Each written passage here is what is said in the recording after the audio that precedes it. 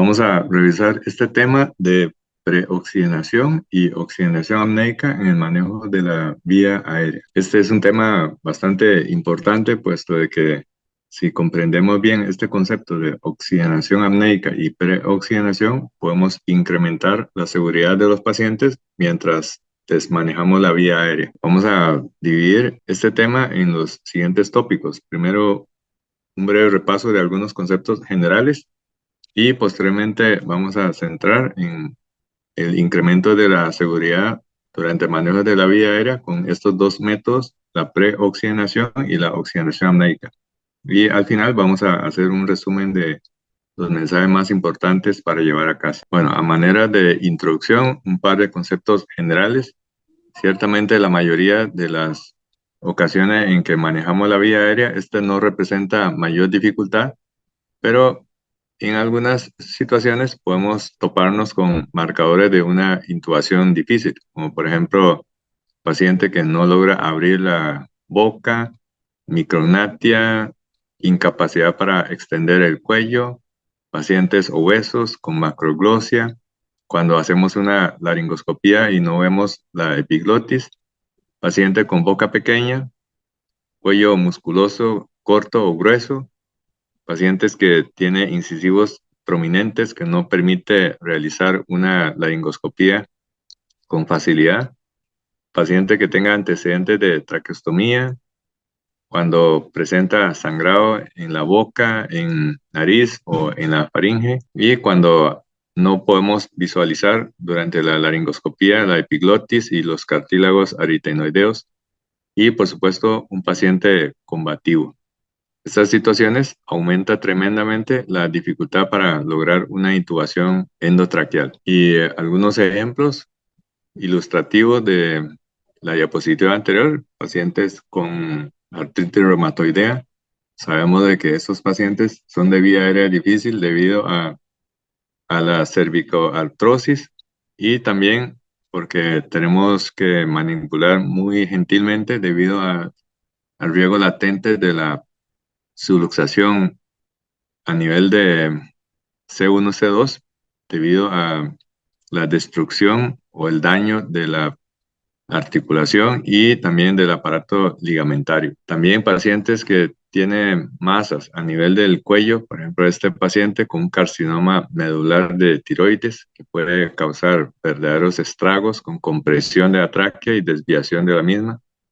Y, por supuesto, paciente con inestabilidad cervical como consecuencia de trauma. Este paciente con una tracción esquelética, con además un collar cervical de inmovilización, y aquellos pacientes en donde el mínimo movimiento violento puede representar una catástrofe para el paciente. Por ejemplo, este paciente presentó un trauma a nivel de la región occipital con un fragmento de hueso, incluso una esquirla. La cirugía es para resecar esta esquirla y vemos la fractura y se mete prácticamente en el foramen magno.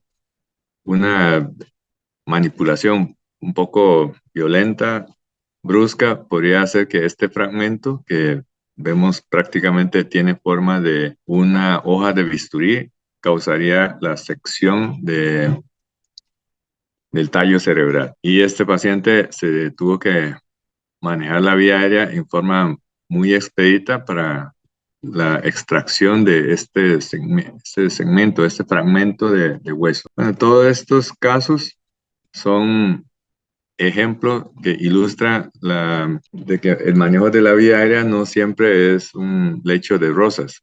Hay sus dificultades y también hay pacientes que tienen muy alta probabilidad de sufrir alguna complicación. Entonces, para que el manejo de la vía aérea sea un poco más fácil, necesitamos tranquilidad. Y para ello debemos comprar tiempo. El tiempo se nos limita principalmente cuando un paciente durante el manejo de la vía aérea se nos desatura. Eso significa que si implementamos estrategias para aumentar el tiempo de apnea segura, podríamos trabajar con mucho más tranquilidad el abordaje de la vía aérea y por ende la regla básica para incrementar la seguridad es la preoxigenación y la oxigenación apneica.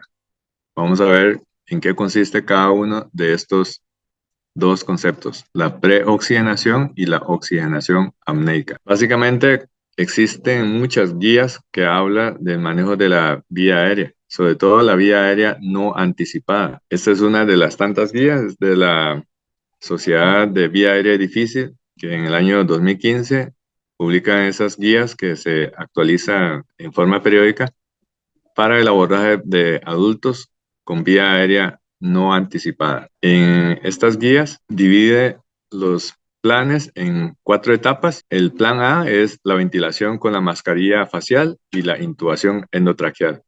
Con esto logramos prácticamente el 95% de las veces con relativo éxito. Pero algunos pacientes, a pesar de hacer la mejor laringoscopía, no logramos intubar, entonces tenemos que ir al plan B.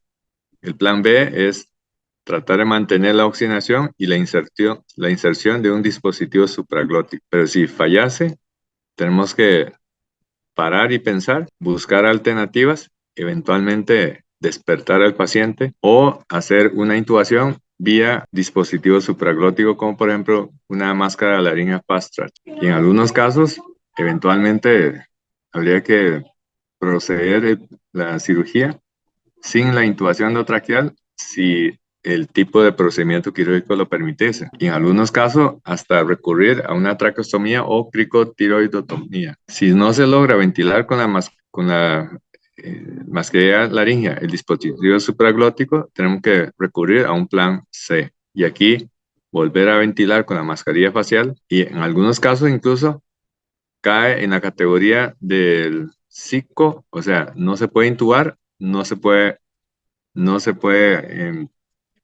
oxigenar. Entonces, esta es una verdadera emergencia y habría que pensar en un abordaje de la vía aérea a través de una cricotiroidotomía. Eso sería ya el plan D, que sería el abordaje de emergencia de la vía aérea. Bueno, aquí lo ideal es que no tengamos que recurrir a cada uno de esos planes, ir gastando planes y planes, porque con cada plan que se va gastando, aumenta la posibilidad de complicaciones, incluso la muerte del paciente. Así es que si nosotros optimizamos el plan A, muchas veces logramos éxito para la intubación endotraqueal y con bastante seguridad. Pero para ello necesitamos mantener la oxigenación. Eso es prioridad. Muchas veces cuando manejamos la vía aérea nos obsesionamos en introducir el tubo endotraqueal a como dé lugar hacia la tráquea, cuando la prioridad número 1 es la oxigenación. Mantener correctamente la posición de la cabeza y del cuello, eso nos permite lograr la patencia de la vía aérea.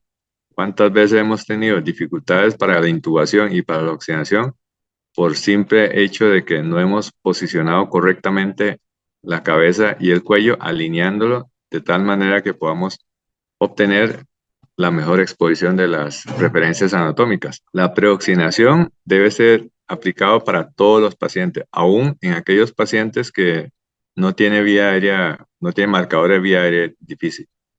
Y si el paciente tiene alto riesgo de alguna complicación o de dificultad para ventilar con la mascarilla facial, es altamente recomendable recurrir a la oxigenación apneica. Las otras cosas que forman parte del plan A enfatiza la importancia de la parálisis neuromuscular.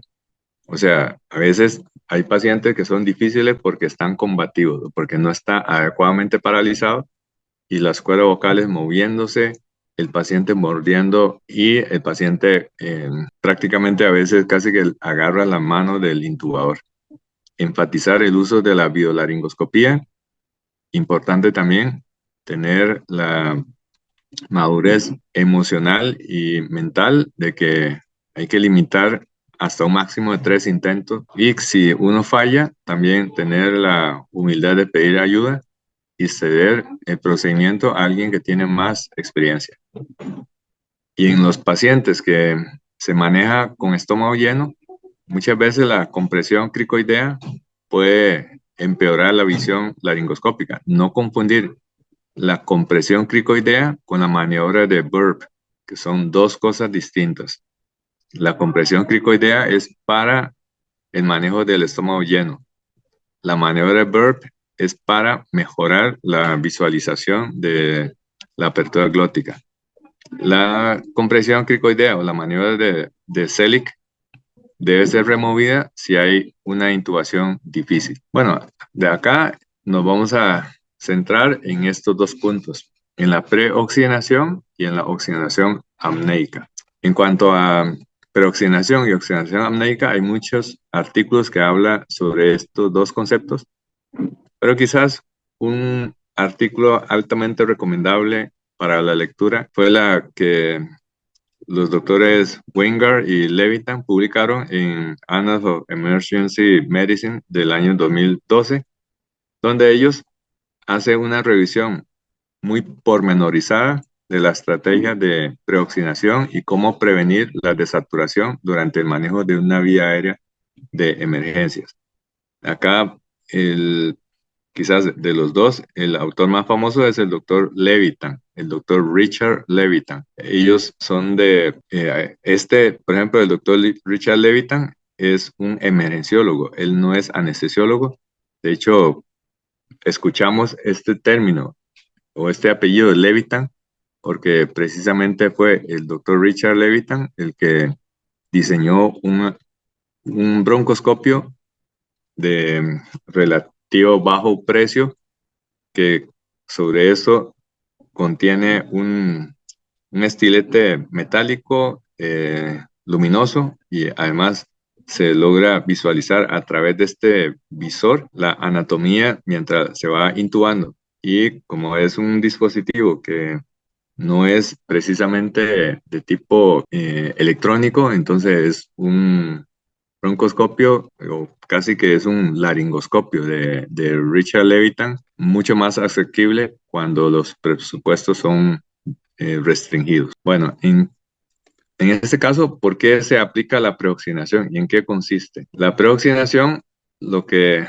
permite es prolongar el tiempo de tolerancia a la apnea. Es decir, cuando tenemos el manejo de la vía aérea, hay algunos momentos en que el paciente sí o sí está en apnea. Por ejemplo, cuando hacemos la laringoscopía y cuando intubamos al paciente, ese, ese paciente tiene que estar en apnea para facilitar la labor del intubador. Pero en ese momento se va a presentar riesgo de desaturación y de desaturación crítica. Y este tiempo de apnea incluye también la cantidad de minutos que debemos de esperar para el inicio de la acción de los medicamentos. Este es el concepto de tiempo de latencia. Por ejemplo, en el caso de succinilcolina sería de 1 minuto. En el caso de atracurio sería de 3 minutos y en el caso de panpuronio sería de 4 minutos. Una alternativa más nueva es la de rocuronio, que según el fabricante MSD, el tiempo de inicio de acción es de 60 segundos comparable con la succinicolina. Esto puede no ser completamente cierto porque a veces con 60 segundos y de una dosis de 3 veces la dosis efectiva, 95, para el rocuronio, el paciente no está bien paralizado. Entonces sigue siendo un poco más lento su inicio de acción en comparación con la succinilcolina. Pero también hay momentos en que la apnea es obligatoria cuando se está haciendo la laringoscopía y la misma intubación endotraqueal. Y durante todo este lapso, lo ideal es que el paciente mantenga saturación siempre por encima de 88 a 90%. Esto es porque en la curva de disociación de la oxihemoglobina, una saturación por encima de 88 a 90%, la oxihemoglobina continúa cediendo sin problema el oxígeno de su estructura y de esta manera no se compromete la oxigenación tisular. Hay un concepto cronometrado que es el tiempo para la desaturación. El tiempo para la desaturación es el momento cronometrado en que el paciente deja de respirar porque está paralizado y porque el que realiza el procedimiento ya dejó de ventilar al paciente porque tiene que proceder a la laringoscopía y a la intubación endotraqueal. De este momento, que sería el tiempo cero, hasta que se desature en forma grave, ese se llama el tiempo de desaturación. y depende de la relación entre la cantidad de oxígeno guardado en la capacidad residual funcional. Recordemos que capacidad residual funcional es el volumen de los pulmones después de una expiración normal. Y en el caso de un adulto de 70 kilos, esta capacidad residual funcional es de aproximadamente unos 2.000 a 2.500 cc. Pero esa capacidad residual funcional no está lleno de oxígeno, porque si el paciente está respirando aire ambiente, solamente una quinta parte de este volumen de capacidad residual funcional sería de oxígeno. O sea, en respiración al 21%, la reserva de oxígeno dentro de la capacidad residual funcional sería de 450 cc. Pero si nosotros oxigenamos al paciente al 100%, entonces esa capacidad residual funcional sería de aproximadamente unos 3.000 mililitros. Y con esto, si tuviéramos 450 mililitros, el tiempo de apnea segura que se calcula a partir del consumo de oxígeno, que sería VO2, es de aproximadamente unos 250 mililitros por minuto. O sea, gastamos alrededor de un cuarto de litro de oxígeno cada minuto, que en alguien normocatabólico sería equivalente a unos 3 cc por kilo por minuto. Entonces aquí tenemos los dos extremos, respirando aire ambiente y respirando oxígeno puro. Si respira aire ambiente, tendría un poco más de un minuto, pero si respiramos al 100%, podríamos llegar hasta 8 minutos sin sufrir de desaturación crítica. Ahora, ¿cómo es posible de que alguien no respirando continúe oxigenando? Pero eso no es algo excepcional. De hecho, sucede con bastante frecuencia en el día a día. Y el mejor ejemplo sería si nos metemos en una piscina. Cuando estamos dentro de la piscina, no podemos respirar. Y este es el mejor ejemplo de que alguien metido en la piscina está en paro respiratorio, pero no paro cardíaco. O sea, el buceo a pulmón representa un ejemplo de paro respiratorio sin paro cardíaco. Mientras haya oxígeno en la capacidad residual funcional, cada vez que la sangre pasa por la circulación pulmonar, continúa arrancando oxígeno de los pulmones para entregar a los tejidos periféricos. ¿Cuándo empieza a tener el problema? Cuando se agota el oxígeno de la capacidad residual funcional. Y de ahí realmente le queda muy poco tiempo para que entre en desaturación crítica o hipercrítica, y si esto permanece así, el paro cardíaco debido a hipoxia cardíaca. Entonces, para que esto se logre, o sea, la preoxigenación, tenemos dos trucos. El primer truco, el método tradicional, es permitir que el paciente respire espontáneamente, dándole oxígeno puro a través de una mascarilla facial con un buen sello hermético alrededor de la cara del paciente, y dejamos que el paciente respire entre 3 a 5 minutos con oxígeno puro. Pero hay un método rápido, eso sí, se necesita un paciente colaborador, que es pedir al paciente que haga capacidad vital durante 30 segundos.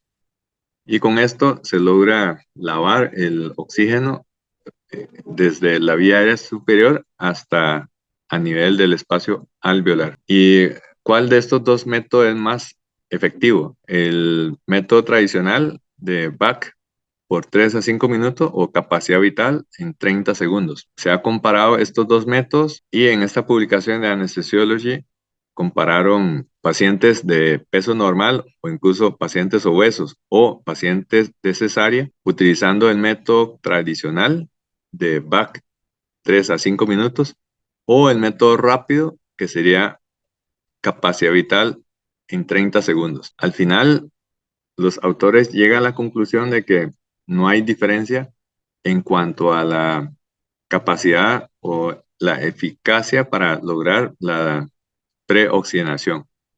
Obviamente, para el método rápido necesitamos un paciente colaborador que nos haga capacidad vital. Así es que en la mayoría de veces, más bien lo que hacemos es utilizar la estrategia tradicional, pero hay que darle un tiempo mucho más largo, de 3 a 5 minutos. Entonces, independientemente del método, el tradicional o el rápido, que se llama también el fast track, se logra el mismo propósito de lograr una oxigenación para mantener el mayor volumen de oxígeno posible a nivel de la capacidad residual funcional. Pero el cronómetro es importante, pero ¿hay alguna manera para cerciorarse que realmente el paciente quedó con una desnitrogenación adecuada? ¿Cómo podríamos saber de que ya ese paciente está con una adecuada desnitrogenación de su capacidad residual funcional? ¿Porque la saturación ya está en 99% o porque la concentración de oxígeno teleexpirada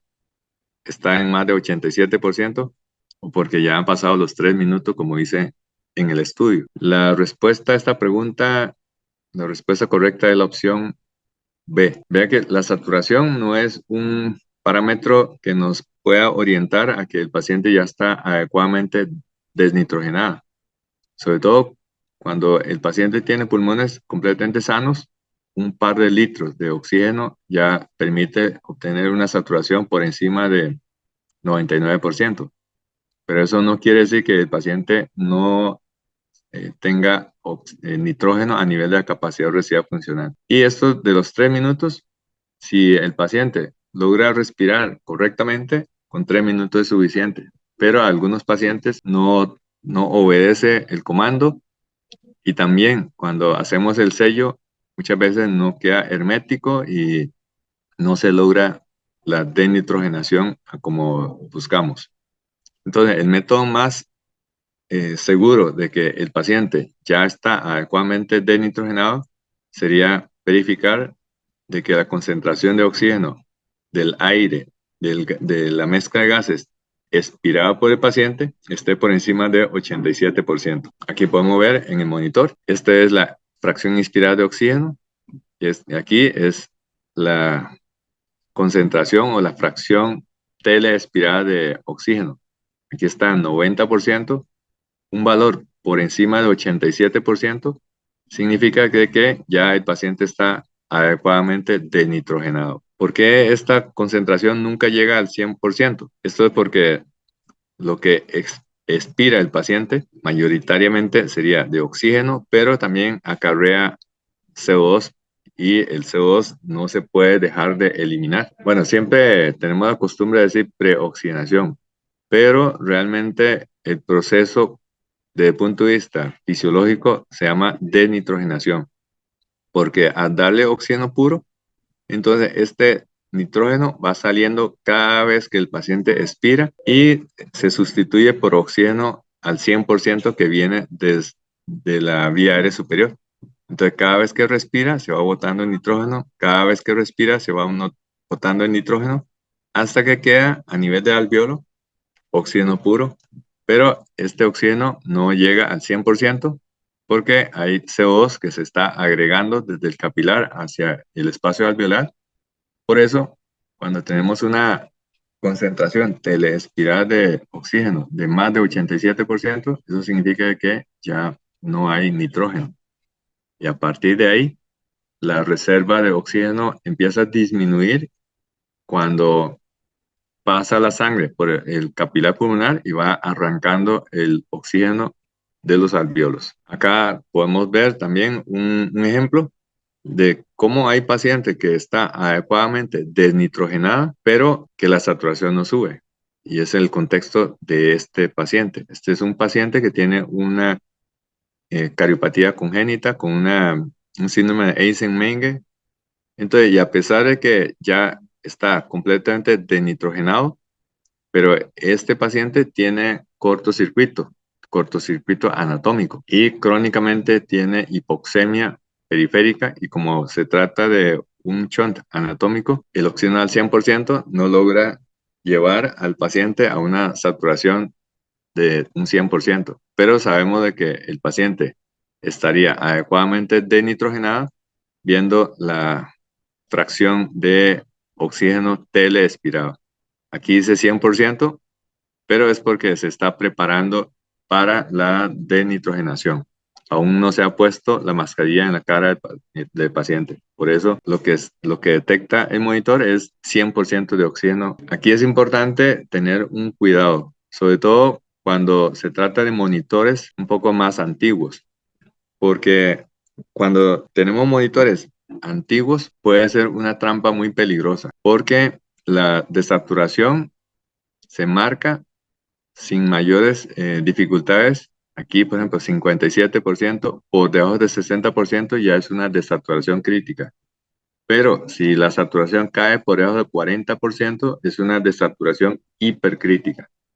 Y en algunos monitores lleva la trampa peligrosísima de que por debajo del 40% registra la onda, despliega la onda en la pantalla, pero no muestra la saturación. Entonces, eso hace creer al clínico de que el oxímetro está malo y pide otro módulo, pide otro oxímetro, y cuando lo que realmente tiene el paciente es una desaturación hipercrítica con una saturación por debajo del 40%. Dichosamente, los monitores actuales ya no tiene ese problema. Este problema lo veíamos con los monitores CardioCap 5 que contábamos antes. Ya los monitores modernos pueden registrar y discriminar desaturación de hasta 0%. Entonces, 32%, 15%, 7%, 0%. Durante todo ese lapso, el monitor continúa desplegando y actualizando el valor de la saturación. Bueno, ¿cómo vamos a realizar este proceso de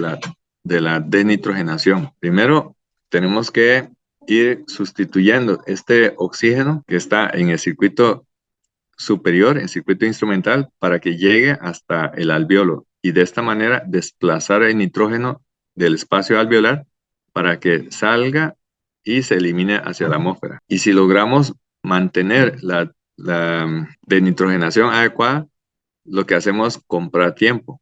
¿Tiempo para qué? Tiempo para lograr sostener la saturación por encima de 60%, que es la desaturación crítica. Entonces aquí podemos ver diferentes escenarios, 4 escenarios específicamente. El paciente ya está con una adecuada denitrogenación. ¿Cómo sabemos que el paciente tiene una adecuada denitrogenación? Porque la fracción alveolar de oxígeno está en 87%. O sea, la concentración de oxígeno telespirado está por encima de 87%. Entonces, el paciente que es obeso, observe que antes de los 4 minutos ya ese paciente está en desaturación crítica. Aquí, 60%. El niño que tiene una tasa catabólica mucho mayor que el adulto, se desatura muy rápidamente, poco más de 4 minutos. El paciente moderadamente enfermo de 70 kilos, aquí se puede ver cómo ya parte de una base que no es de un 100% y logra aguantar hasta, por ejemplo, unos 6 minutos antes de entrar en desaturación crítica. Y si se trata de un adulto normal de 70 kilos con una denitrogenación adecuada, observe que puede tolerar largos, casi 10 minutos de apnea segura. Entonces, de aquí tenemos que recordar que la curva de disociación de la oximoglobina se mantiene prácticamente plana por encima de 90%, pero cuando cae a 60% ya es una desaturación crítica. En este punto, la desaturación se da en forma muy abrupta y si no logramos resolver esto, eventualmente el paciente puede sufrir de hipoxia cardíaca y la hipoxia cardíaca lleva a paro cardíaco. Entonces, para la denitrogenación, tenemos que colocar la mascarilla facial correctamente, hacer un buen sello, cerciorarse de que no quede rendijas por ninguna parte, porque a través de esa rendija es que el paciente cuando inspira empieza a filtrar el nitrógeno. O sea, por un lado queremos denitrogenar, pero por el otro lado estas rendijas por ahí, cuando el paciente inspira a presión negativa, succiona el aire y se da una renitrogenación por estas rendijas. Por eso hay que colocar la mascarilla facial y hacer un sello hermético. No solamente poner la mascarilla encima del paciente, porque si no, el paciente se va a renitrogenar. Y hay que hacer un buen sello, especialmente problemático, especialmente difícil de lograr, cuando se trata de paciente adónsico, que sabemos que por aquí, por la comisura, se puede filtrar el aire del ambiente.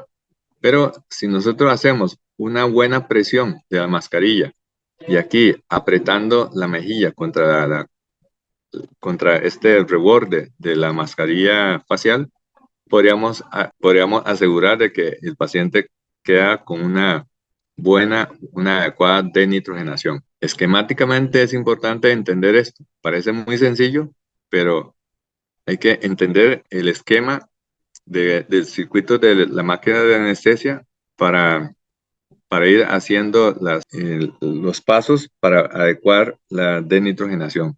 Entonces aquí vemos el circuito inspiratorio y el circuito expiratorio, la bolsa de resucitación y aquí el control de la APL, aquí está la pieza en y en la máquina controlamos el flujo de gas fresco. Entonces, esquemáticamente para repasar, el flujo tiene que ser alto, lo más alto posible. Y sabemos de que en una máquina de anestesia el flujo máximo es de 15 litros por minuto. Oxígeno al 100%, por supuesto. Y la mascarilla facial tiene que quedar con un sello óptimo, porque de esa manera evitamos la filtración del aire del ambiente. Y en ese punto, recuerde que el paciente está respirando a presión negativa. Y por el otro lado, es muy importante que a veces se nos olvida, la válvula de APL tiene que estar completamente abierta. Es la válvula liberadora de presión ajustable, eso es APL, tiene que estar completamente abierta para que cuando el paciente exhala, el nitrógeno exhalado no continúe la ruta de recirculación, sino que salga por la APL abierta. O sea, aquí tenemos el paciente que todavía está respirando en forma espontánea. Fundamental, eso es para recordar, APL tiene que estar completamente abierta para que pueda a través de la APL salir el nitrógeno que el paciente está exhalando. Y el flujo, por supuesto, tiene que ser alto. ¿Cuánto alto? Lo más alto que permita el sistema. Entonces, en la mayoría de las máquinas de anestesia se logra flujo máximo de hasta 15 litros por minuto. ¿Por qué tiene que ser flujo alto? Porque de esta manera convertimos el circuito anestésico de recirculación en un sistema completamente abierto.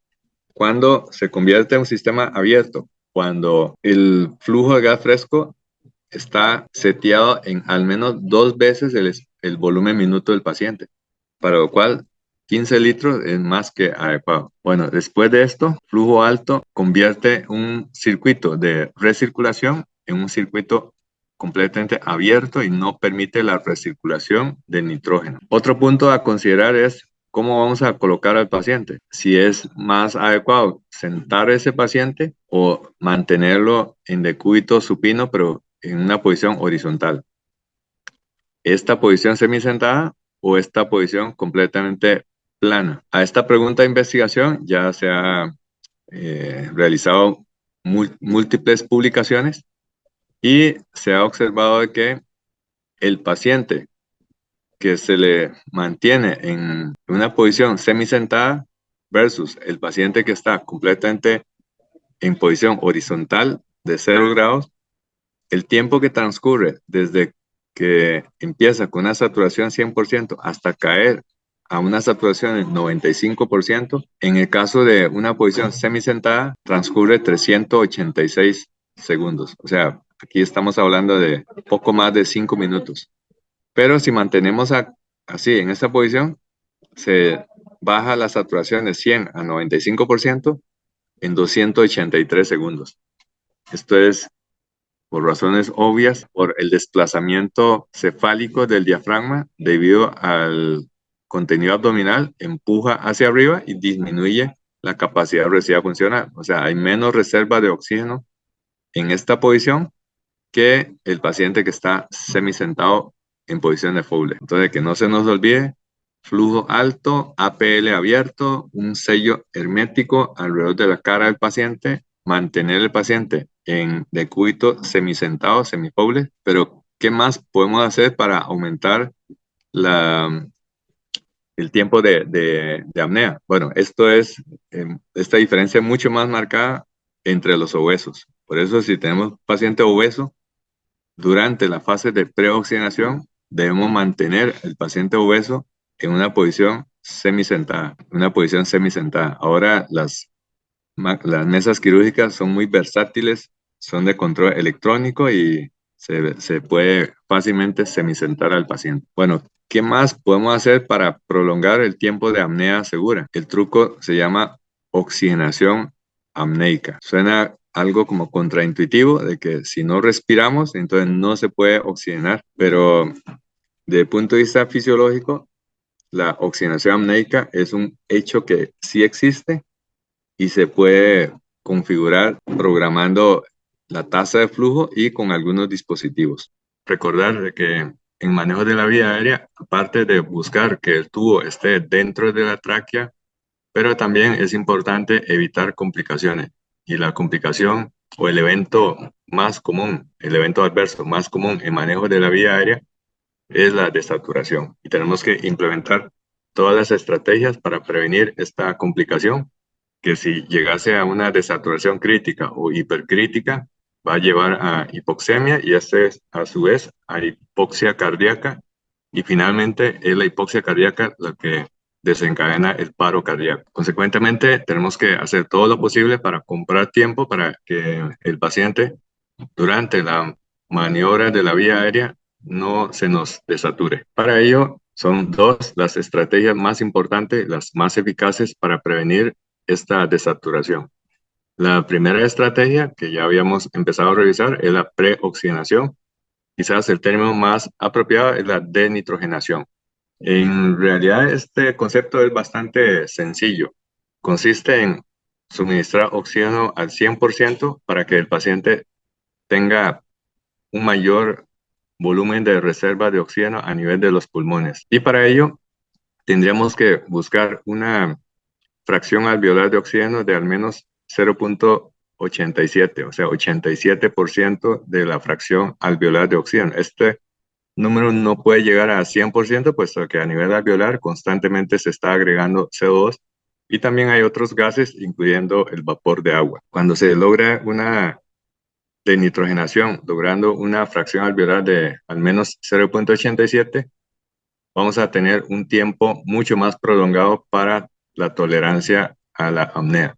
Aquí en este gráfico podemos ver el tiempo que pasa hasta llegar a diferentes niveles de desaturación. Y obviamente la desaturación más importante que hace la diferencia entre un evento cardíaco grave, en este caso bradiasistolia, versus un paciente que todavía se mantiene desde el punto de vista cardiovascular aceptable, es una saturación de 60%. Esta se le conoce como la desaturación crítica. Y un paciente que ya se logró una denitrogenación adecuada, pero que el paciente es un obeso, su tiempo de tolerancia a esta apnea es de poco menos de 4 minutos. Obviamente, si el paciente no se preoxigena, no se denitrogena, el paciente obeso se va a desaturar en forma muy abrupta, incluso menos de un minuto. Pero si tenemos un niño, los niños tienen una proporción entre el consumo metabólico y la capacidad residual funcional mucho más precario, y esta es la razón por la que aún en un niño normal de 10 kilos, el periodo de tolerancia hasta llegar a una desaturación crítica es un poquito más de 4 minutos, pero menos de 5 minutos. Estamos hablando de un niño normal. Y si se trata de un paciente que, aparte de eso, es un paciente que se encuentra con una afectación de su estado de salud, entonces no logra una saturación de un 100% desde el puro inicio, y a pesar de que fue denitrogenado, este paciente va a tolerar un tiempo de apnea de poco más de 6 minutos. Y si tenemos un paciente completamente sano, el ejemplo típico, un paciente joven que viene para una apendicectomía electiva, vamos a tener un tiempo de tolerancia a la apnea de hasta más de 9 minutos, casi 10 minutos. Y con ese periodo es lo suficiente como para que podamos trabajar con tranquilidad para realizar la maniobra de la vía aérea. Entonces, aquí de forma bastante sencilla, muy intuitiva, es que cuando damos oxígeno puro, lo que hacemos es aumentar la reserva absoluta de oxígeno de la capacidad residual funcional. En lugar de tener una reserva de aproximadamente unos 500 mililitros en la capacidad residual funcional respirando aire ambiente, podríamos tener algo más de entre 2 a hasta 3 litros de oxígeno puro en nuestra capacidad residual funcional. Hasta aquí es bastante sencillo, es un rompecabezas que es muy fácil de armar y de entender. Pero el concepto que corresponde a la segunda estrategia para prevenir la desaturación, que es la oxigenación apneica, es bastante más difícil de entender. Pero vamos a ir desgranando poco a poco para ir comprendiendo en qué consiste esto de la oxigenación apneica, que a principio es bastante contraintuitiva. Esto es porque si no respiramos, ¿cómo vamos a oxigenar? O sea, la apnea en principio, en sentido común, es incompatible con una oxigenación. De lo contrario, entonces un paciente en paro respiratorio no tendría por qué evolucionar hacia un paro cardíaco porque podríamos mantener la oxigenación. Pero esto de que a principio parece un razonamiento contraintuitivo, en realidad está cargado de conceptos fisiológicos y fisiopatológicos para luego entonces entender esta paradoja de que si el paciente está apnea, ¿cómo se puede mejorar la oxigenación? Y no es algo fantasioso, sino que es algo real y es importante implementar para el manejo de la vía aérea. ¿En qué consiste esto? Bueno, primero, esto debe ir complementado siempre con la denitrogenación o la preoxigenación. Cuando damos oxígeno puro, lo que estamos haciendo es aumentar la carga de oxígeno, o sea, la cantidad, volumen absoluto de oxígeno a nivel de nuestra capacidad residual funcional. La capacidad residual funcional es el volumen que queda en los pulmones después de una expiración pasiva. El paciente durante la manipulación de la vía aérea está en apnea porque aparte de eso está paralizado. Y la, las distintas técnicas para obtener una fracción expirada de oxígeno, que sería un parámetro subrogado de la fracción alveolar, idealmente más de 87%, pero acá tenemos diferentes estrategias. Una simple mascarilla facial, pero si nosotros colocamos una mascarilla facial que además está con sello hermético, o sea, prácticamente una ventilación a presión positiva no invasiva con la mascarilla ajustada, podríamos lograr una fracción alveolar de al menos 87%. Y la cánula de alto flujo va a tener un rendimiento que depende mucho del patrón respiratorio del paciente. Si respira por la boca, va a tener un menor rendimiento. Si respira exclusivamente por la nariz, va a tener un mejor rendimiento. Bueno, y eso en condiciones normales tenemos unos pulmones sanos y podríamos pasar a obtener hasta una PaO2 de más de 300 milímetros de mercurio o incluso mucho más. Y con esto tendríamos prácticamente garantizado una tolerancia de el periodo de apnea que se puede prolongar hasta casi 10 minutos. Pero si el paciente está enfermo, como aquí claramente se ve esta tomografía con un pulmón consolidado, con atelectasia, con poca aireación, lograríamos una PaO2 bastante precaria, a pesar de que está con oxígeno al 100%, no superando, si acaso, los 100 milímetros de mercurio, en contraste con los casi 400 milímetros de mercurio en un paciente que está respirando oxígeno puro con pulmones completamente sanos. Bueno, pero ¿por qué la apnea puede inclusive asociarse o acompañarse de oxigenación? Esto es porque el paciente puede estar en apnea, pero la difusión de oxígeno y de CO2 para un lado y hacia el otro continúa mientras se mantiene el gradiente alveolo capilar. Esta es la razón por la que un paciente puede no estar ventilando, pero el CO2 continúa saliendo y el oxígeno continúa entrando y este proceso se detiene al momento en que ya desaparece el gradiente. Bueno, y esto es lo que se le conoce como oxigenación apneica. Y para entender la oxigenación apneica, tenemos que comprender de que en condiciones normales nosotros consumimos unos 250 mililitros de oxígeno. Esta es la tasa metabólica basal. Pero como el oxígeno se tiene que participar en metabolismo aeróbico, entonces genera un residuo que es el CO2, que sale a aproximadamente dependiendo del cociente respiratorio, que a su vez va a estar determinado por el tipo de dieta del paciente, pero en términos generales, nosotros consumimos 1/4 de litro de oxígeno cada minuto y producimos y tenemos que eliminar 1/5 de litro de CO2 cada minuto.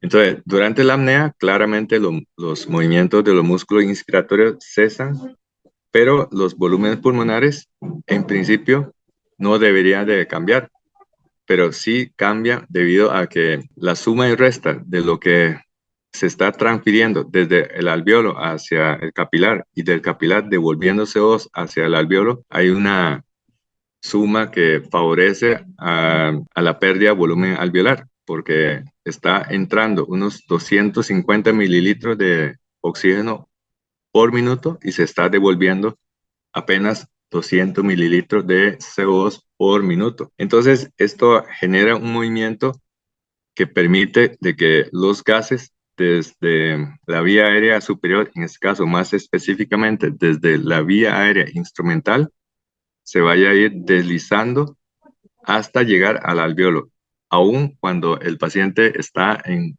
paro del músculo esquelético, en este caso paro de los músculos diafragma y los intercostales externos, que son los que participan en la inspiración. Entonces, aquí se va deslizando este oxígeno, ayudado también porque hay un temblor oscilatorio. Este temblor oscilatorio son las oscilaciones cardiógenas.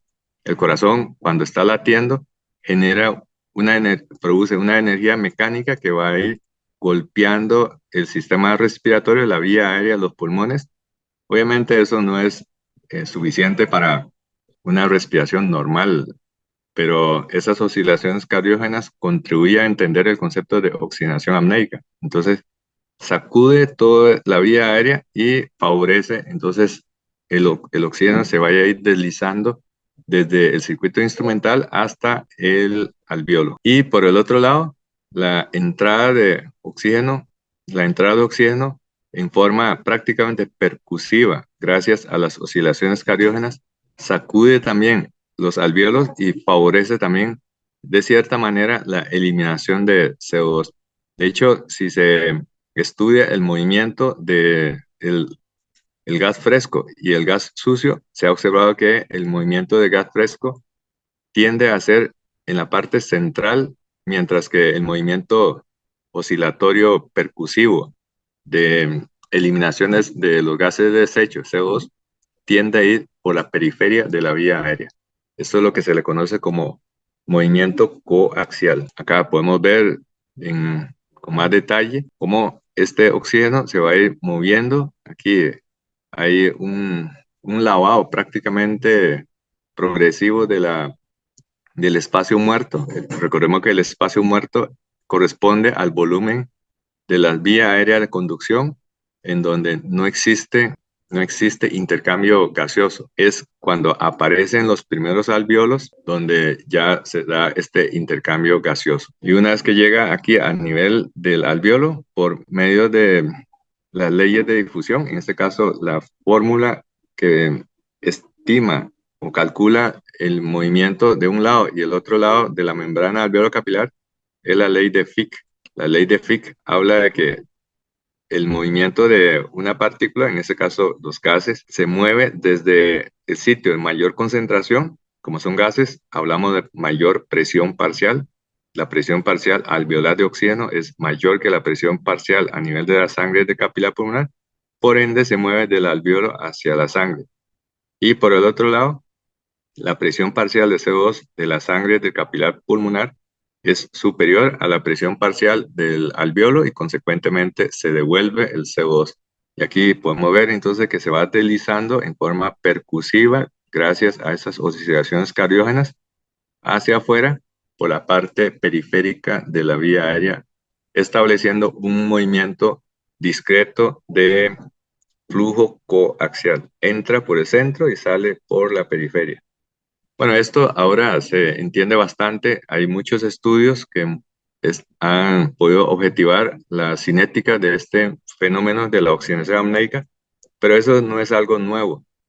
No es algo nuevo porque ven que en Nature, en 1951, se registra la primera publicación de esto 1951, hace ya muchas décadas, y los autores, en este caso Enghoff y colega, llama a este fenómeno la respiración difusiva. La respiración difusiva, que en realidad es un término un poco impreciso, porque más bien es una respiración de tipo convectiva, porque cuando los gases se mueve por gradiente de presiones hidrostáticas o presiones mecánicas, y esto se estudia por medio de la ley de Ohm. Pero cuando es difusión, se habla de la ley de Fick, y ahí sería el movimiento de un lado y el otro lado de membrana, en este caso la membrana alveolo-capilar. Pero este movimiento desde el circuito instrumental, o sea, vía aérea superior y fuente de oxígeno, hasta llegar al alveolo, como no hay una barrera, una membrana como tal de separación, entonces se habla más bien de un movimiento convectivo de mayor presión hacia la zona de menor presión.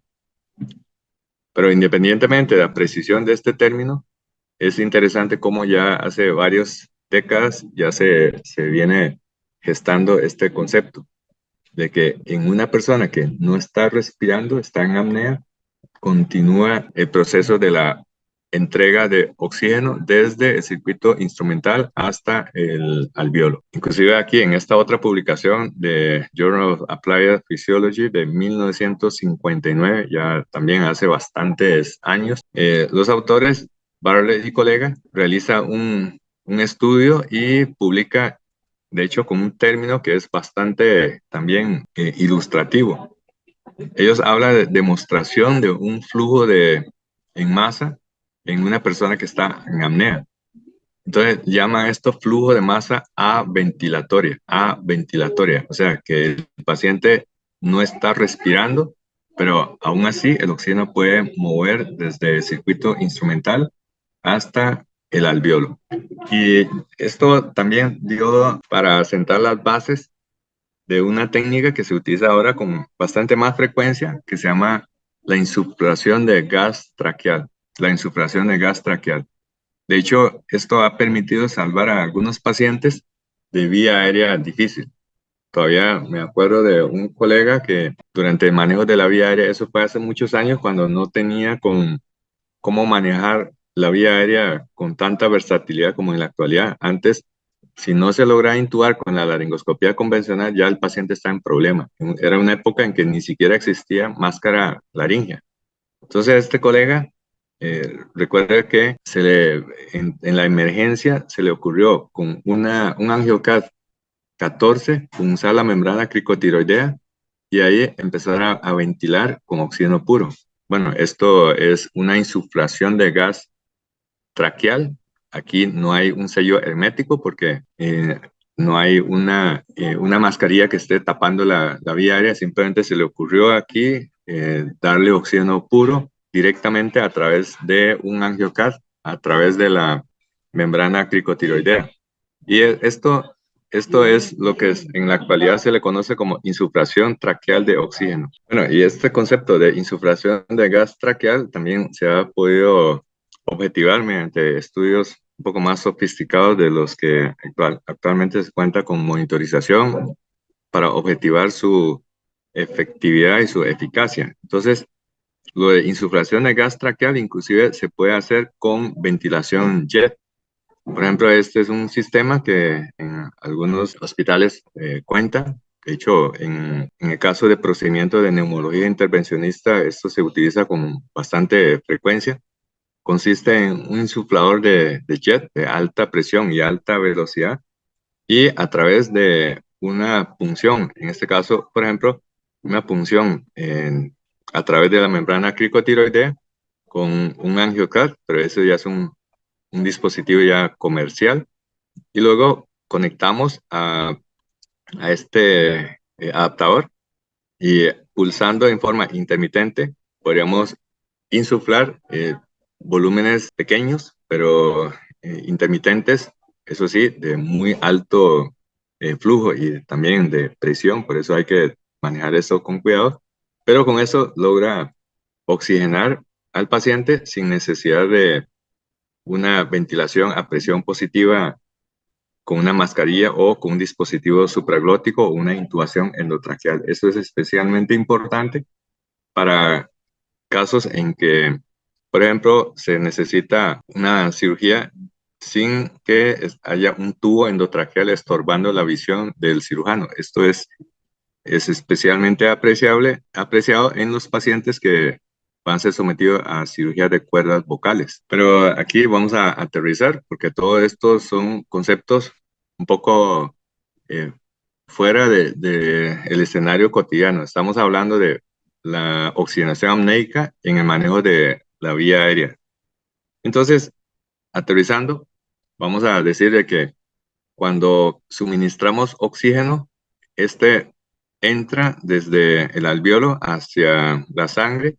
Entonces, consecuentemente, vamos a tener una pérdida progresiva de presión de oxígeno, presión parcial, para llegar hasta el alveolo. Si nosotros suministramos oxígeno con alto flujo y ojalá con un paciente que tenga la boca cerrada, podríamos generar un estado de CPAP dinámico. Y ese estado de CPAP dinámico, a pesar de que el paciente está en paro, o sea, en apnea, esta presión a través de CPAP dinámico es suficiente para empujar el oxígeno desde la vía aérea anatómica superior hasta el alveolo. Entonces, este concepto de oxigenación apneica tiene varios escenarios. Por supuesto, el más común es el manejo de la vía aérea difícil, pero también podemos utilizar esta estrategia como un parámetro de seguridad durante la prueba de apnea para confirmar la muerte neurológica. Sería demasiado cruel que durante la prueba de apnea el paciente tenga muerte neurológica, pero por un accidente durante la prueba y no precisamente porque estaba con muerte neurológica. También muy apreciado en broncoscopía, procedimiento de otorrino, en donde idealmente no debería haber un tubo estorbando la visión del cirujano. Y en algunos casos también podríamos utilizar, en casos de bloqueo simpático por toracoscopía, en aquellos pacientes en donde se hace sin intubación endotraqueal. Pero el escenario más común sigue siendo para el manejo de la vía aérea. Y en términos generales, la oxigenación apneica consiste en que el paciente permanece en apnea, pero nosotros le damos flujo de oxígeno muy elevado. Imaginemos el escenario de un paciente que estamos sospechando de que tiene una muerte neurológica. Este paciente, por ejemplo, que finalmente se le confirmó la muerte neurológica. Pero para eso tenemos que provocar, en caso del paciente, una elevación progresiva de CO2 y esta elevación de CO2 va a superar el umbral apneico y el paciente debería de respirar. O sea, es un estímulo muy potente para la respiración. Si el paciente ni siquiera en presencia de una hipercapnia, el paciente no respira, entonces podemos estar aquí certificando de que tiene muerte de tallo. Entonces, si tiene muerte cortical y muerte de tallo, eso sería sinónimo de muerte neurológica. Este paciente se le dio nasocánula a 6 litros por minuto. Apagamos el ventilador, esta nasocánula lo avanzamos hasta la punta del tubo endotraqueal y ahí va a estar haciendo oxigenación apneica, previniendo de que no haga una desaturación. Y como el paciente está en apnea, entonces ese CO va a ir subiendo paulatinamente, y este paciente al final de 6 minutos no respiró. Tomamos una muestra de gases sanguíneos y este paciente predeciblemente entonces va a tener hipercapnia, porque si no estamos ventilando, ese CO2 no puede eliminar en forma eficiente, se va a acumular y va a tener hipercapnia. Entonces, se ha observado que con este método de oxigenación médica, aún así, el paciente logra eliminar 0.29 mililitros de CO2 cada minuto hasta 1.13 mililitros de CO2 cada minuto. Eso sí, con flujos de hasta 20 a 70 litros por minuto. Esto a través de una cánula de alto flujo. Y si el paciente está completamente en apnea, entonces su CO2 va a ir subiendo inicialmente de 8 a 16 milímetros de mercurio en el primer minuto y luego subiría a razón de 3 milímetros de mercurio por cada minuto de apnea. Entonces, como para la prueba de apnea, nosotros sometemos a los pacientes hasta en la primera prueba 6 minutos de apnea, entonces predeciblemente va a tener elevación de CO2. Ahora, ¿cuánto se va a elevar la PaCO2 de este paciente? Al final, tomamos una muestra, aquí se puede ver cómo PO2 está en 220 milímetros de mercurio. Esto es producto de la oxigenación apneica, como el paciente logra sostener la oxigenación. Recordemos que lo que genera más peligro en un paciente es la hipoxemia, que a su vez va a llevar a hipoxia cardíaca y la hipoxia cardíaca lleva a paro cardíaco. Pero durante estos minutos de apnea, la PaCO2 del paciente subió a 95 milímetros de mercurio. Y con esto, si no logró respirar, entonces hacemos el diagnóstico de certificado de que el paciente tiene una muerte neurológica. Y este CO2 se subió en forma aguda porque ven que bicarbonato está sin cambios. Solo subió la PaCO2, bajó el pH hasta 7 y si el paciente no respira, entonces decimos que la prueba es compatible con muerte neurológica. Aquí resalta la importancia de la oxigenación apneica porque ese paciente nunca tuvo una hipoxemia, no estuvo en peligro, el riesgo de una parada cardíaca no estaba presente. Y en algunos casos, por ejemplo, en esta revisión de anestesia del 2019, enfatiza la utilidad de la cánula de alto flujo para oxigenación apneica en pacientes en donde vamos a manipularle la vía aérea. Aquí se le dio primero una preoxigenación con la mascarilla facial, luego se colocó una cánula de alto flujo y durante la maniobra de la vía aérea, el paciente permanece recibiendo oxígeno a través de la cánula de alto flujo. Esto genera un pequeño gradiente de presión a manera de CPAP dinámico que va a empujar el oxígeno puro hasta la vía aérea inferior. Obviamente no con la eficiencia de una respiración espontánea o de una ventilación a presión positiva a través de la mascarilla facial, pero con esto compra tiempo para que el paciente no se desature. Y hay muchas publicaciones al respecto de cómo podemos dar una oxigenación apneica, por ejemplo, en procedimientos de vía aérea superior. En esta publicación se plantea hacerlo con tubo o sin tubo. Obviamente para el cirujano, el otorrino, el no tener un tubo estorbando la visión es lo ideal, pero esto eventualmente podría comprometer un poco la seguridad del paciente, sobre todo en la parte de la oxigenación, porque no tendríamos oportunidad para, en caso de que se desature, ventilar a presión positiva. Pero imaginemos este escenario. Aquí ese paciente tiene una tumoración aquí de las cuerdas vocales, en la parte posterior de la glotis, y el cirujano necesita hacer una resección quirúrgica y también toma de la biopsia. Entonces, si tiene un tubo aquí molestando, tapando, aumentaría la dificultad para el cirujano. Pero en este caso se hizo sin tubo, a pura oxigenación apneica, y el paciente toleró perfectamente. Y esto no es un milagro desde el punto de vista fisiológico, porque hay muchas series de casos, por ejemplo, en esta publicación, hace una revisión de algunos estudios con diferentes series de casos, desde casos muy pequeñitos como reporte anecdótico de un caso hasta inclusive este de 105 casos. Y aquí vemos en esta columna el tiempo de apnea, desde 14 minutos hasta inclusive aquí 30 minutos, 29.9, casi 30 minutos. Y la saturación más baja, vemos aquí 72, 70, pero aquí inclusive increíblemente en algunos casos ni siquiera es percibible como una desaturación porque se mantuvo con saturación siempre por encima del 98%, pero es un solo caso. Y los niveles más altos de CO2 puede llegar hasta 120 milímetros de mercurio.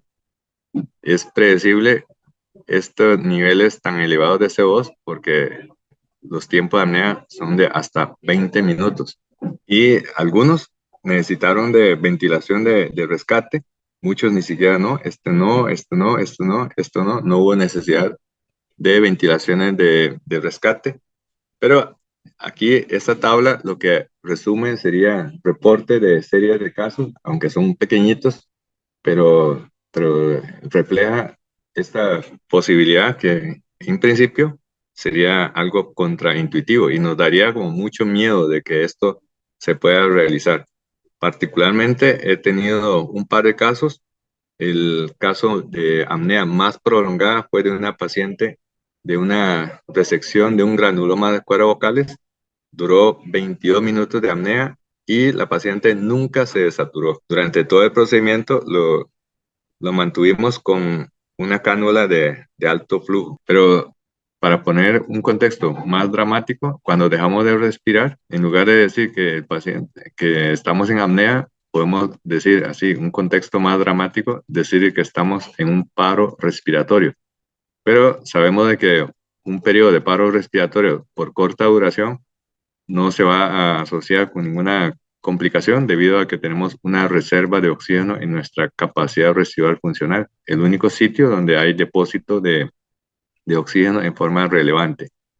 Y para eso tenemos que aumentar esta reserva de capacidad residual funcional, dando al paciente oxígeno en altas concentraciones en el momento del abordaje de la vía aérea. Para eso contamos con dos alternativas: darle oxígeno al 100% y permitir que el paciente respire en volumen de aire corriente a aproximadamente unos 2 a 3 minutos. Con eso logramos denitrogenar al paciente, teniendo en cuenta de que durante este proceso hay que mantener un sello hermético alrededor de la cara del paciente para evitar la filtración del nitrógeno y de esta manera se estaría, como quien dice, saboteando el proceso de la denitrogenación porque al filtrar aire estamos renitrogenando al paciente. La otra alternativa sería pedir al paciente que haga inspiraciones profundas de capacidad vital. Entonces, con esto, unas 8 capacidades vitales logra denitrogenar apropiadamente al paciente. Con esto, logramos aumentar el volumen de oxígeno a nivel de la capacidad residual funcional. La otra estrategia, que es el complemento de la preoxigenación, es la oxigenación apneica. A pesar de que parece ser contraintuitivo que si una persona deja de respirar, entonces no debería mejorar la saturación, no debería mejorar el fenómeno de la oxigenación a nivel del cuerpo, pero sí ocurre. ¿Por qué ocurre? Porque a pesar de que no hay movimiento respiratorio, o sea, los músculos respiratorios están paralizados, el paciente está en apnea, está en paro respiratorio, pero el corazón, a través de la contracción mecánica, produce pequeñas sacudidas de sacudida mecánica. Aquí podemos ver cómo, aquí para objetivar eso, apagamos el ventilador y aquí se puede ver cómo hay oscilaciones cardiógenas. Esas oscilaciones cardiógenas que se refleja en la curva de flujo y presión contratiempo, explica por qué el corazón también ayuda a ese movimiento oscilatorio de los gases frescos de la vía aérea superior hacia la vía aérea inferior.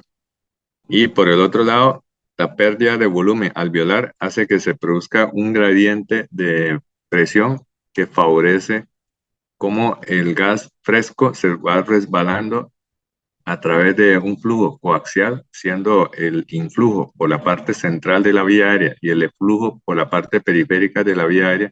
Todos esos son mecanismos que explica la eficacia de la oxigenación apneica. Bueno, y si queremos buscar las dos cosas en una simultáneamente, eso es como cuando usted va a comprar un champú.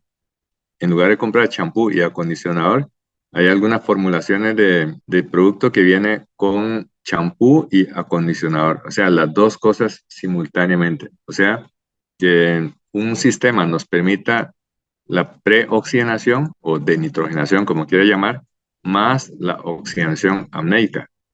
Y esto es el concepto de cánula de alto flujo. Con una cánula de alto flujo podemos lograr los dos propósitos, la denitrogenación y durante la fase de apnea puede continuar suministrando oxígeno a través del proceso de la oxigenación apneica. Entonces, la cánula de alto flujo permite obtener dos objetivos en uno en forma simultánea. Bueno, ahora vamos a aprovechar para revisar la cánula de alto flujo para el manejo de la vía aérea difícil. Esto es lo que se le conoce como terapia POINT. POINT es un acrónimo que significa terapia nasal insuflatoria en el perioperatorio o terapia POINT. Consiste en dar al paciente un flujo de oxígeno de alta velocidad para mantener la denitrogenación y a la vez durante la fase de apnea el proceso de la oxigenación apneica. Inclusive la terapia POINT incluye el sistema en la fase postoperatoria. Por eso es la terapia POINT, que es uso perioperatorio de un sistema nasal de alto flujo. Hay muchas marcas en el mercado. Esta de Armstrong es muy popular y el sistema se llama el Aquavent FD 140. Permite suministrar oxígeno a un flujo muy alto, hasta 140 litros por minuto. Pero para eso debemos entender cuáles son las razones por las cuales necesitamos un flujo alto y no un flujo, por ejemplo, de 5 o 6 litros por minuto, que fácilmente podríamos conseguir con una nasocánula convencional. ¿Por qué se necesita esos flujos tan altos para obtener las ventajas de la oxigenación apneica y la preoxigenación? Muy fácilmente podemos entender a través de este esquema. Cuando nosotros respiramos en forma espontánea, la tasa de influjo pico llega a estar entre unos 30 litros por minuto. 30 litros por minuto. Pero el flujómetro convencional aporta hasta un máximo de 15 litros por minuto. Si revisamos los flujómetros de pared convencionales, esos flujómetros tienen un máximo de 15 litros por minuto. Pero aquí, cuando el paciente inspira, jalaría o succionaría a 30 litros por minuto. ¿Qué pasa con el faltante? Con ese faltante, 30 menos 15, hay 15 litros por minuto que falta. Entonces, el paciente lo va a completar aspirando el aire de la atmósfera que tiene 21%. O sea, con este sistema no lograríamos la preoxigenación o la desnitrogenación efectiva.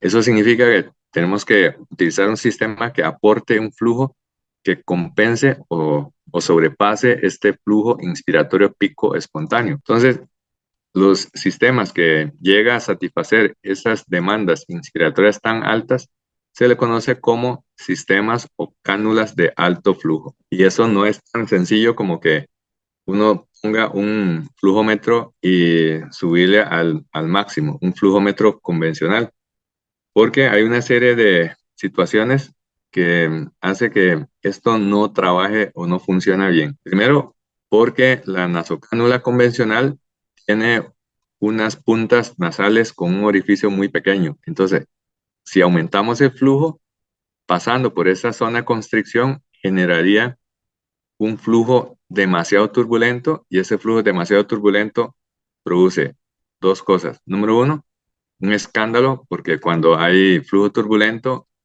hace que las paredes de la vía aérea vibre y con eso genera entonces muchísimo ruido. Y por el otro lado, se trata de un gas que no está adecuadamente acondicionado. Entonces, este gas, cuando no está acondicionado, puede producir resequedad y producir irritación de la mucosa de la vía aérea. Así es que el sistema convencional de nada más enchufar un flujómetro, subir el flujómetro al máximo a través de una cánula nasal convencional, genera un gran problema, que es que los gases, cuando salen de la nasocánula, salen fríos y secos. Esos gases salen fríos y secos y por el otro lado, el diámetro de estas puntas nasales es demasiado pequeño. Entonces, al ser una zona de constricción, el flujo acelera muchísimo y esta velocidad tan alta aumenta el número de Reynolds, eso convierte un flujo laminar en un flujo muy turbulento y esto genera también muchísimo ruido que el paciente normalmente no lo tolera. Entonces necesitamos acondicionar este gas inspiratorio. Falta humidificarlo y falta calentarlo. ¿Por qué humidificación? Porque los gases que salen de la toma de pared vienen secos. ¿Y por qué calentar? Porque esos gases salen a temperatura ambiental, pero nuestra temperatura corporal es de 37 grados. Entonces, si entra así nomás, entonces ese gas que pasaría por la nariz entra frío y seco. Pero cuando llega al alveolo va a tener que estar acondicionado a 37 grados, o sea, necesita calefacción, calentar ese gas inspiratorio y además necesita humidificación. La saturación, o sea, la humedad absoluta y relativa, en este caso, humedad relativa tiene que ser de un 100% cuando llega al alveolo, pero la humedad relativa cuando sale de la pared es prácticamente nada. Entonces, ese faltante de humedad lo va a robar de la pared, de la vía aérea del paciente y va a causar desecación de la vía aérea. ¿Dónde se igualiza en condiciones normales esta saturación? Este es el concepto de punto anatómico de la saturación isotérmica. Vamos a explicar de la siguiente manera. Los gases que vienen fríos y secos entra por nuestra nariz y ahí a través de los cornetes, a través también de la cavidad nasal, la mucosa de la vía aérea superior, le va cediendo humedad y le va cediendo también calor. Y este gas frío y seco va a ir calentándose paulatinamente y se va a ir humidificando paulatinamente hasta que cuando llega a la quinta o la cuarta, quinta generación de bronquios, ya tiene una saturación de un 100% de humedad y la temperatura a 37 grados. Este punto se llama el punto de la saturación isotérmica. Logra igualizar la temperatura corporal y también logra una saturación de un 100%. Ahora, si los gases vienen demasiado secos, entonces ese punto de saturación isotérmica se va desplazando cada vez más distal y entonces hace que las secreciones sean muy espesas y esto obviamente favorece la aparición de atelectasia por tapones mucosos. Entonces, si logramos que se caliente en vía aérea superior o mejor aún, que ya entre humidificado y además caliente, entonces, evita la desecación de la vía aérea. Para ello, se necesita, obviamente, un aparato que tenga una recámara y en esa recámara se agrega agua estéril, en este caso agua destilada, se agrega a esta recámara y aquí tiene una plancha que calienta este líquido, este agua, para convertirlo en vapor y cuando hay flujo, entonces este flujo va a arrastrar ese vapor a través del circuito para llegar al paciente en condiciones óptimas de humedad al 100% y una temperatura cercana a la temperatura corporal del paciente, que sería de 37 grados. El circuito es bastante sencillo. Tiene entonces esta recámara donde calienta y humidifica el gas. Y después cuando va a ir llegando hacia el paciente, entonces hay un sensor de temperatura para verificar de que efectivamente es la temperatura recomendable y de esta manera ya este gas entraría a la nariz del paciente con una temperatura ya tibia y además con una saturación de un 100%. Aquí podemos ver cómo en la recámara, incluso durante el calentamiento, se puede formar este rocío. Recordemos que este rocío es lo que convencionalmente vemos en el espejo del baño, que es el empañamiento. El empañamiento se debe a que una superficie fría se pone en contacto con un ambiente húmedo y caliente. Entonces se forma una capa de rocío o de condensación. Entonces, esta temperatura debe ser conocida, es la temperatura de esta plancha térmica. Es la temperatura que en el aparato dice temperatura H, pero esta temperatura no necesariamente es la temperatura de los gases que llega hasta el paciente. Por eso hay que hacer mediciones de temperatura en diferentes puntos. Entonces, hay un termómetro que mide la temperatura de la plancha, pero también hay otro termómetro que mide la temperatura en el momento en que abandona esta recámara de humidificación y calefacción. Pero conforme va a ir viajando por el tubo, el circuito, los gases se va a ir enfriando y se va a ir entonces teniendo una humedad absoluta cada vez menor. Entonces, la humedad depende de la temperatura. A mayor temperatura, a mayor temperatura, entonces vamos a tener una humedad que compense el cambio de la temperatura. Acá tenemos que conocer la temperatura en el momento que abandona la cámara de vaporización. Y acá podemos ver que apenas está calentando esa plancha y de momento la temperatura en el punto A es de apenas 18.9 grados. O sea, todavía está muy frío. Hay que esperar, hay que darle tiempo para que se logre alcanzar la temperatura adecuada. Tiene que tomar tiempo para calentar. Y el gas viaja por el circuito, pero conforme va viajando por el circuito, y aquí sale de la cámara y pasa por acá, entonces se va a ir enfriando y cuando se va enfriando se va formando este rocío en la pared interna del circuito. Entonces, aquí tenemos otro termómetro que nos va a medir la temperatura exactamente de los gases en el momento de que ingresa a la nasocánula y llega al paciente. Esta es la temperatura más importante porque esta es la temperatura que va a entrar al cuerpo del paciente. Entonces, ¿cómo hacer para que se mantenga la temperatura mientras va viajando por el circuito? Para eso, para que esta temperatura, la temperatura C del circuito, sea lo más parecido a la temperatura A, que es el momento en que abandona la cámara de vaporización, entonces aquí, por ejemplo, ya se calentó la plancha y aquí en ese momento ya tenemos una temperatura bastante satisfactoria en el punto C del circuito a 28.1 grados de temperatura. No se llega nunca a 37 grados de temperatura, pero con una temperatura de 28 grados es bastante eh, apropiado, porque de hecho en condiciones normales nosotros respiramos y se termoacondiciona ya en momento en que pasa por los cornetes.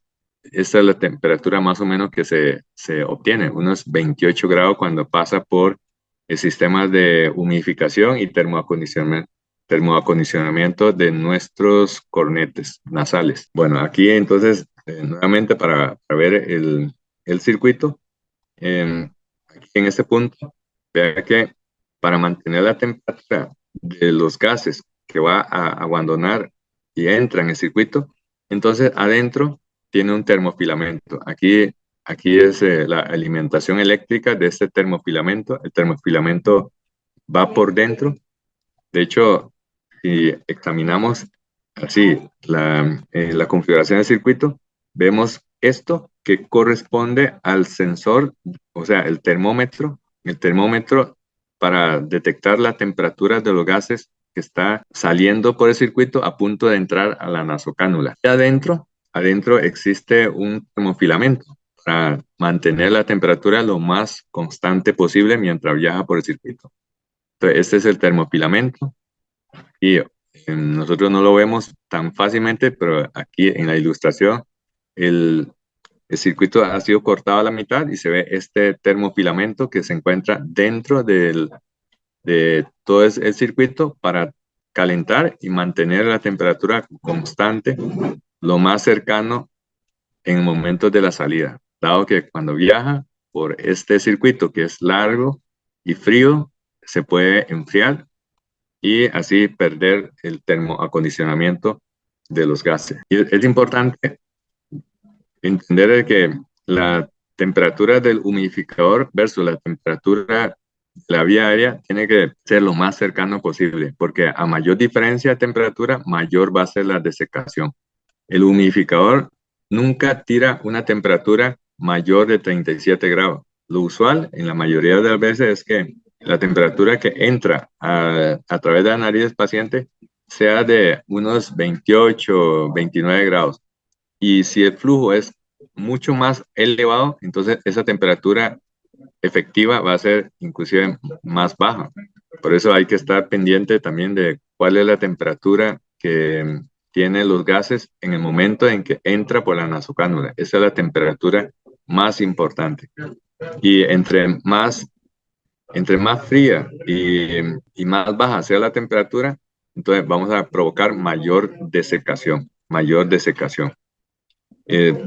Probablemente en los países fríos de 4 estaciones durante el invierno, muchas personas sufren la resequedad de la cara, inclusive se puede eh, prácticamente resquebrajar la piel por precisamente esa desecación por el frío del ambiente. Entonces es el mismo principio. A como se resquebraja la piel durante el invierno, también cuando nosotros metemos gases fríos a la vía aérea y no sea termoacondicionado, produce desecación de la pared de la mucosa y esta desecación hace que se produzca parálisis mucociliar y hace que las secreciones sean excesivamente espesas. Inclusive puede hacer de que se endurezca la mucosa a tal punto que literalmente se raje y produzca la epistaxis, el sangrado. Esa es la razón por la que los gases tienen que estar calientes y además húmedos. Eso se consigue con la estrategia de la nasocánula de alto flujo. Existe en el mercado muchos dispositivos que ofrece cánula de alto flujo. Este se llama el Aquavent FD 140 porque permite hasta un flujo de 140 litros por minuto. La mayoría de los sistemas que se utiliza convencionalmente ofrece flujos de entre 40 a 60 litros por minuto. Todas, al fin y al cabo, son apropiadas, pues, puesto que ofrece un flujo superior al flujo pico inspiratorio espontáneo. Aquí ya tenemos este sistema de cánula de alto flujo ya colocado en el paciente. La, la punta nasal es diferente, tiene un diámetro mucho mayor y tienen que estar muy bien ajustados para de esta manera producir no solamente el ingreso de los gases, sino que además ofrezca cierto sello, aunque esto no es un sello hermético, pero cierto sello que permite la consecución de una presión positiva. Eso es lo que se le conoce como el fenómeno del CPAP dinámico. Cuando se usa flujos muy altos, creamos una presión positiva y entre más alto sea el flujo, mayor va a ser esta presión positiva. Esta presión positiva se conoce como el CPAP dinámico. Bueno, entonces, en resumidas cuentas, para entender esto de los sistemas de alto flujo, permite varias cosas. Número uno, el lavado del espacio muerto nasofaringeo. Ahorita vamos a explicar cómo es eso del lavado de espacio muerto nasofaringeo. Permite, por supuesto, la oxigenación apneica, permite el reclutamiento alveolar. Son dispositivos que tienen una FiO2 ajustable desde 21% hasta 100% y mejora el aclaramiento mucociliar. ¿Por qué? Porque al mantener la temperatura y la humidificación, hace que los cilios se muevan en forma normal y no que sean cilios que estén secos y paralizados y tiesos. Entonces, favorece el aclaramiento mucociliar. Lo de reclutamiento alveolar es porque genera un CPAP dinámico. Entonces, al aumentar los flujos, se presuriza la vía aérea superior y a pesar de que no hay nadie con una mano comprimiendo una bolsa de bambú o el ventilador mecánico funcionando, pero este alto flujo genera un CPAP dinámico suficiente como para favorecer el reclutamiento alveolar durante la fase de oxigenación apneica. Y lo del lavado del espacio muerto. Lo del lavado del espacio muerto se explica de la siguiente manera. Este altísimo flujo va a entrar y este oxígeno lo que hace es producir una especie como de flush o lavado de todo esto que al principio, cuando el paciente acaba de exhalar, tiene CO2. Esto es el CO2 del espacio muerto anatómico. Pero este altísimo flujo provoca un lavado de esto y lo expulsa por la boca, o también se expulsa por las rendijas de la nariz. Entonces, de esta manera, lo que hace es, con este alto flujo de oxígeno, desplazar el CO2, lava el CO2, de tal manera que cuando el paciente inspira la próxima vez, va a inspirar una mezcla de gases de este espacio muerto anatómico que no contiene CO2, o sea, no reinhalaría su propio CO2. Y esto aumenta la eficiencia del proceso de la eliminación del CO2. De hecho, este fenómeno es proporcional a la velocidad de flujo. Entonces, aquí tenemos una representación esquemática de lo que es la cinética de eliminación de los gases del espacio muerto anatómico. Aquí tenemos el flujo, 15 litros, 30 litros, 45 litros por minuto. Entonces, a mayor flujo, vemos cómo muy rápidamente se lava el flujo. Y si tenemos 2 segundos de transición entre inspiración y expiración, prácticamente a 45 litros por minuto, ya se habrá lavado todo el espacio muerto, o sea, se habrá ayudado a eliminar el CO2 de la vía aérea eh, del espacio muerto anatómico.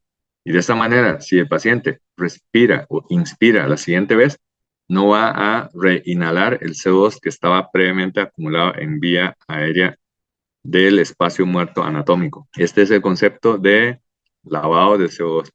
Y algo importante es que se logra con este alto flujo un CPAP dinámico a razón de aproximadamente, eso es aproximado, aproximadamente 10 litros por minuto genera un CPAP dinámico de 1 centímetro de agua. Y esto obviamente necesita que el paciente tenga la boca cerrada, porque si el paciente tiene la boca abierta, entonces este gas que está entrando a muy alto flujo, simple y sencillamente va a salir por la boca. Hay lavado del espacio muerto anatómico, pero no hay CPAP dinámico. Entonces, se necesita que el paciente tenga la boca cerrada y, por supuesto, que la punta nasal esté adecuadamente ajustada. De esta manera, lograríamos varios propósitos simultáneamente. La oxigenación, reclutamiento. ¿Por qué reclutamiento? Porque tenemos un CPAP dinámico. Y disminuye el trabajo respiratorio. ¿Por qué disminuye el trabajo respiratorio? Porque la próxima vez, cuando el paciente inspira, ese gas no contiene CO2, entonces no tiene que botar nuevamente el CO2 que acaba de exhalar. O sea, evita ese fenómeno del vaiveneo del CO2 en el espacio muerto anatómico. Y aquí vemos la configuración de la punta nasal.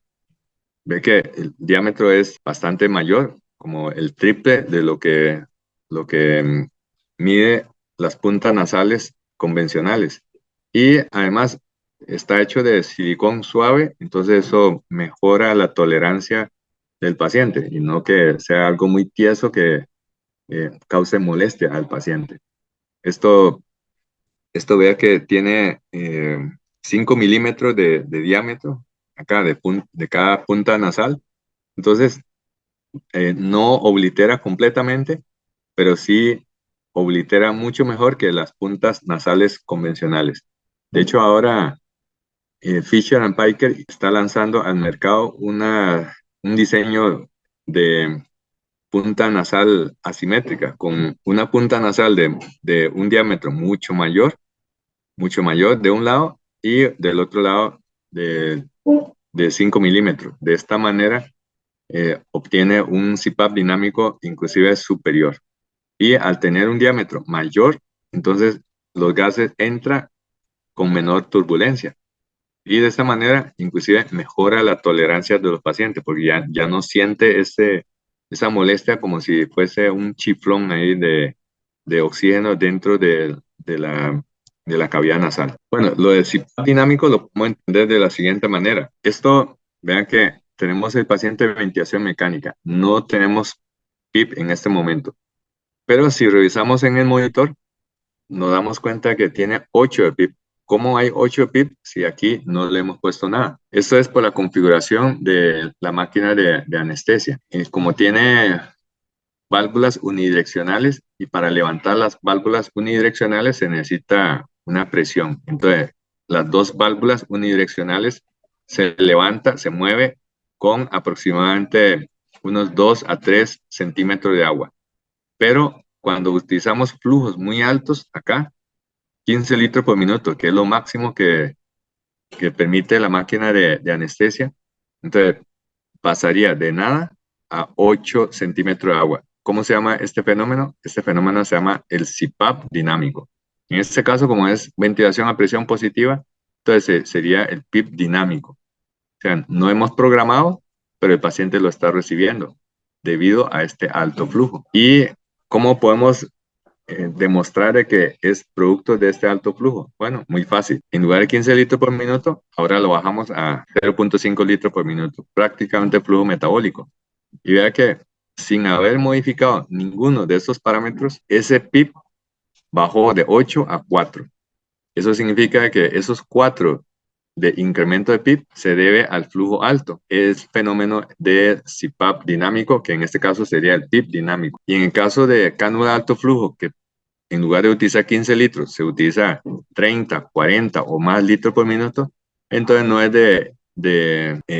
es de extrañar que se genere una presión positiva en la vía aérea, llamado fenómeno de CPAP dinámico. Entonces, en el caso de la terapia POINT, o sea, oxigenación insuplatoria nasal perioperatorio, permite que durante la laringoscopía, en este caso, el paciente está en apnea, estamos haciendo la laringoscopía, el paciente está paralizado. Entonces, durante esta fase, si no tenemos un mecanismo de oxigenación adicional, y ojalá si el paciente tuviera también marcadores de vía aérea difícil, esos intentos repetitivos de intubación lleva a hipoxia y después tenemos que reoxigenar y entonces esto lleva a frustración, lleva a intentos repetitivos causando traumas de la vía aérea. Y ese trauma de la vía aérea puede convertir una vía aérea ventilable y luego en una vía aérea tipo NINI.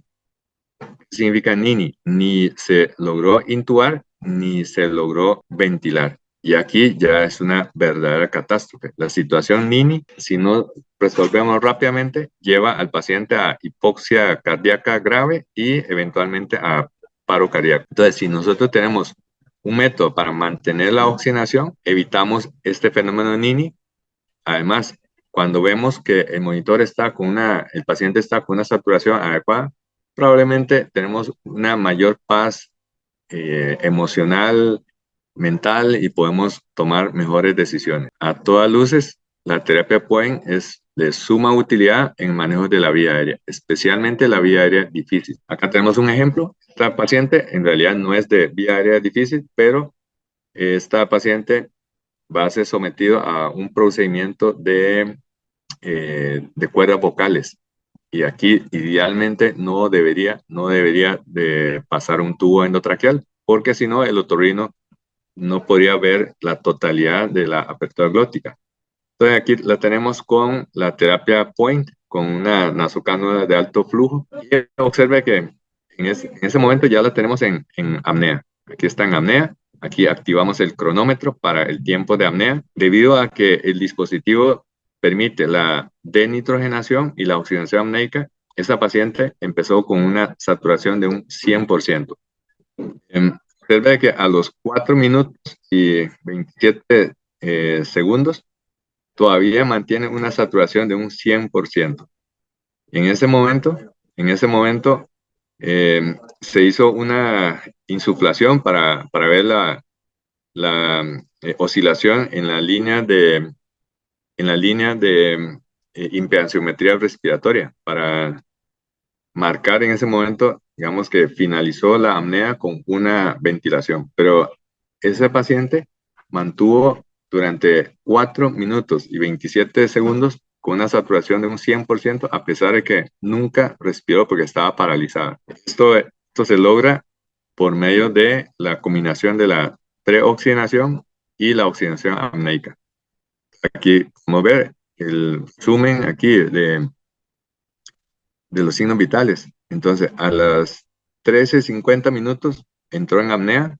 Aquí va un minuto, un minuto, un minuto, un minuto. Aquí 4 minutos y ya a los 5 minutos, entonces se volvió a ventilar. Durante todo este periodo, observe la saturación, 100, 100, 100, 100, 100, 100 durante todo el procedimiento. Y esto definitivamente nos agrega una capa adicional de seguridad para manejo de la vía aérea, porque de esta manera mantenemos el paciente lejos de la zona de la hipoxia cardíaca crítica.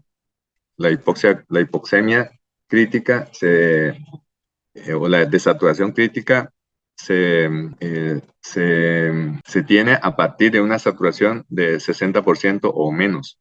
Y una desaturación hipercrítica es cuando la saturación está por debajo del 40%, cuando hay un riesgo de parada cardíaca inminente. Y esto se puede continuar en el postoperatorio. Si el paciente lo ameritase, el dispositivo, la terapia POINT, se puede mantener en el postoperatorio, especialmente importante en los pacientes que, aparte de vía aérea difícil, también puede tener una apnea obstructiva de sueño. Bueno, ¿y qué pasa si nosotros no tenemos estos sistemas tan sofisticados? Dichosamente, en el hospital contamos con suficiente dispositivo de cánula de alto flujo, y en el caso del servicio de anestesia contamos con el Aquavent FD 140. Pero, ¿qué pasa si estamos en un ambiente en donde no tenemos estos sistemas de alto flujo? Entonces, aquí hay una publicación de los húngaros. Entonces dice, el método de la ambulancia aérea húngara. O sea, vamos a ver cómo es que ellos hacen la oxigenación apneica. Este es el truco.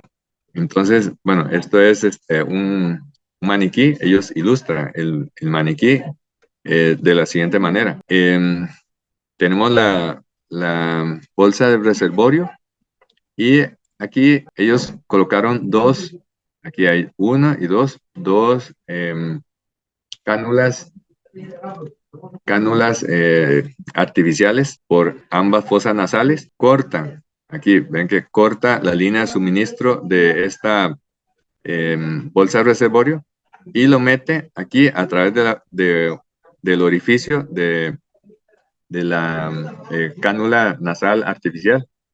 Y durante ese periodo, entonces, se va insuflando el gas, mientras el operador va a hacer la laringoscopía y la intubación endotraqueal. Y esta, entonces, es la cánula de alto flujo por el método húngaro. Pero obviamente eso tiene que ser algo muy, muy temporal, porque recuerde que ese gas que está entrando por el método casero está entrando frío y seco. Entonces, en un periodo de tiempo relativamente corto, tal vez un par de minutos, quizás no sea tan dañino, pero esto no podríamos sostener durante mucho tiempo, porque de lo contrario estaríamos provocando desecación de la vía aérea y eventualmente producir las complicaciones producto de la desecación y enfriamiento de la mucosa de la vía aérea. Entonces, no parece ser tan deletérea esto durante un tiempo relativamente corto. Entonces, nosotros también podríamos hacer esto, tal vez sin siquiera tener que utilizar el método húngaro de la ambulancia aérea. Es un poco, incluso parece muy sencillo, pero las cánulas artificiales nasofaringeas no siempre se consiguen en todo lado. Entonces, en este contexto, si no tenemos nada, entonces podemos poner la nasocánula, subir el flujo al máximo que permite el sistema. O sea, el flujómetro pared permite hasta 15 litros por minuto, y de esta forma, durante un par de minutos, durante el manejo de la vía aérea, podríamos obtener algo similar a un sistema completo de oxigenación apneica. ¿Funciona? Sí funciona, pero por un tiempo corto. Bueno, finalmente, para recordar los mensajes para llevar a casa. Hemos hablado sobre preoxigenación y oxigenación apneica. Entonces, para recalcar que la principal e inmediata complicación durante el manejo de la vía aérea es la desaturación crítica. Y si logramos reducir esta desaturación crítica, tendríamos mucho mayor seguridad en manejo de la vía aérea. De ahí que Es importantísimo la planeación y observación cuidadosa de todos, absolutamente todos los detalles logísticos para reducir la tasa de complicaciones relacionadas con la hipoxia tisular, especialmente la hipoxia cardíaca que va a llevar a paro cardíaco. Y esta parada cardíaca a su vez va a llevar a hipoxia neuronal, y la encefalopatía anóxica es quizás una de las complicaciones más catastróficas de manejo de la vía aérea. Entonces, para evitar que se presente todas estas cosas mencionadas en esta diapositiva, el resumen final es que en el manejo de la vía aérea tenemos que implementar la oxigenación apneica para que no nos llevemos un susto con un paro cardíaco. Tenemos que aumentar la reserva de oxígeno en la capacidad respirativa funcional y de esta manera aumentaríamos el tiempo para la apnea segura. Y para conseguir esto, tenemos que aplicar las estrategias de la preoxigenación, llámese de nitrogenación o preoxigenación, y complementarlo con la oxigenación apneica. Y de esta manera tendremos mucho más tiempo antes de que el paciente sufra una desaturación crítica durante el manejo de la vía aérea.